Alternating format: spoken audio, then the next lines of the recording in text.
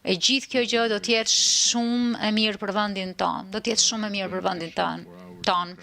Është e dobishme për jetën tonë demokratike për aq kohë sa mbetet e paqt apo edhe argëtuese. Më duket argëtuese kur duan që në fakt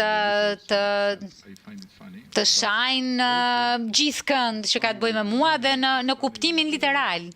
Megjithatë është argëtuese me përdorimin e memeve dhe çdo gjë tjetër, po themi në një kuptim pozitiv.